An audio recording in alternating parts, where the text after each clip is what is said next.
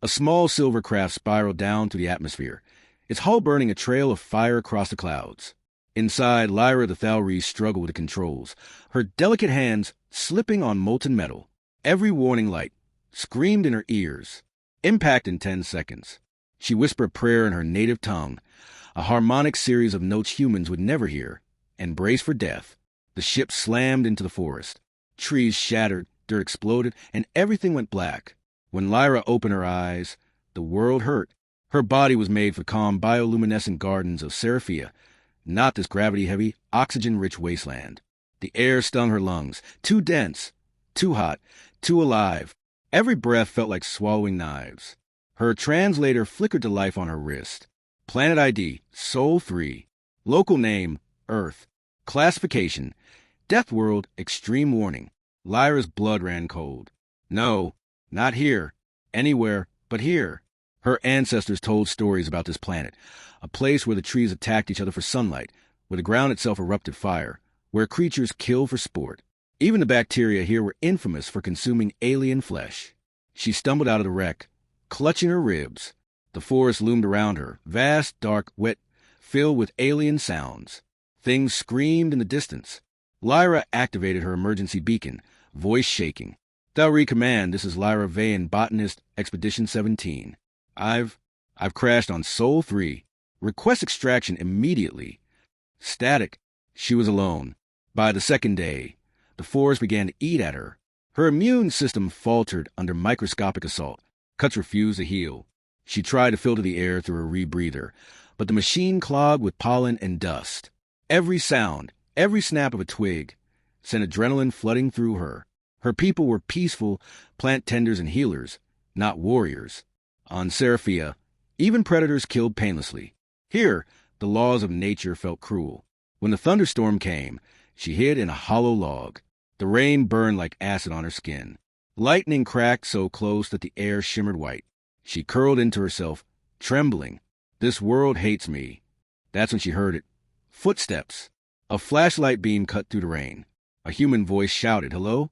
Anybody out here?" Lyra froze. Her heart hammered. Humans.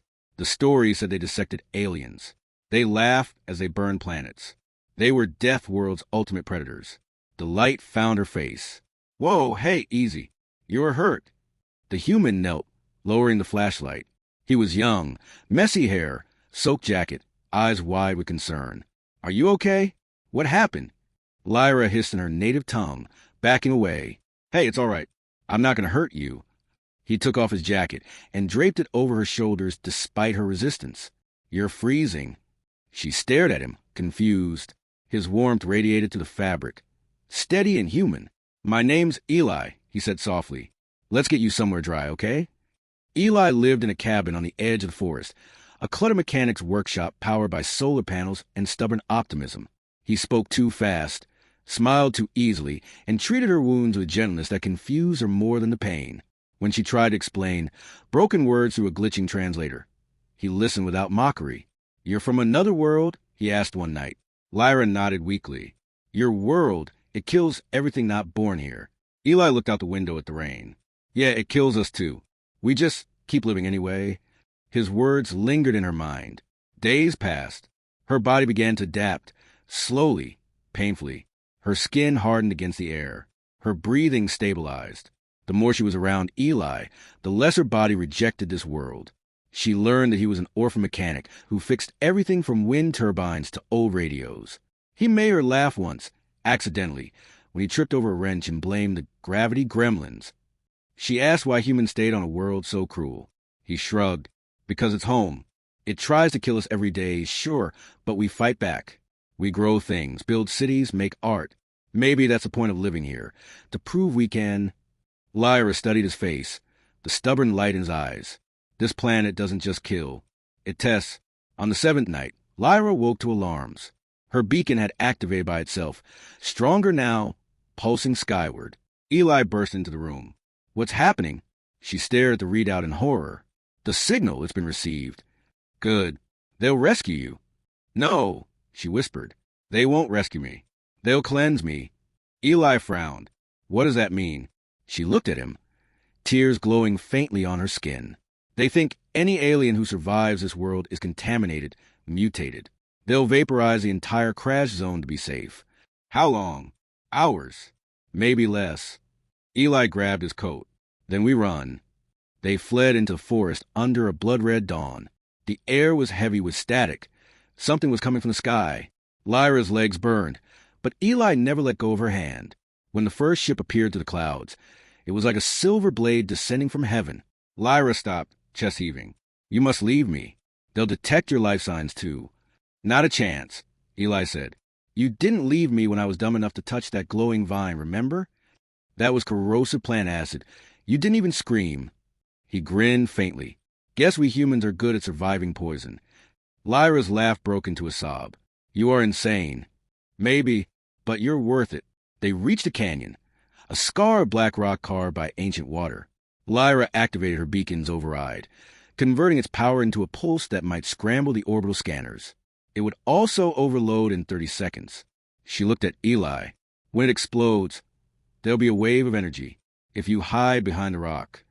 He shook his head. We do this together. She met his gaze. You don't understand. That energy isn't safe. He smiled, fierce and human. Neither is this planet. The sky split open. Light speared down, white and endless. Lyra triggered the beacon. The blast shook the world. For an instant, all sound vanished. The beam bent, refracted by the pulse, scattering into the clouds. The cleansing fleet above lost lock, confused, their sensors blind. But Lyra collapsed, her body flickering with bioluminescent cracks. Eli caught her. Hey, stay with me. Her voice was faint. My cells, not meant for this place. But it's beautiful. The way your sky burns. The way your world refuses to die. Don't talk like that. She touched his face. Her skin was cool now, fading. You taught me that survival isn't about fear. It's about love. A tear slipped down his cheek. Lyra, she smiled. Tell your world, it's not hell. It's proof that life can conquer hell. And then she was gone, her body dissolving into radiant particles that drifted upward, merging with the aurora that rippled across the dawn. Weeks later, government agents arrived at the crash site. They found no wreckage, no remains. Only strange, glowing vines that grew in perfect circles where Lyra had fallen. Eli told them nothing. He returned to his cabin, rebuilt his solar array, and every night looked up at the sky where a faint, green shimmer pulsed like a heartbeat. He'd started keeping her journal, a translation device filled with her recorded notes. In it, her final entry read, They call this world a Deathworld, but I have learned that death is only half its story. The other half is humanity. Epilogue. A year later, researchers in orbit detected a strange energy bloom spreading from Earth's northern hemisphere, a faint protective field, gentle but resilient, neutralizing harmful radiation. They couldn't explain it. Eli didn't need to. He stood on the same cliff where her ship had fallen, feeling the wind on his face, whispering to the sky, You made this world safer for us, Lyra. Maybe one day, we'll make it safe enough for you to come home again. The aurora flickered, brighter for a heartbeat, almost like an answer,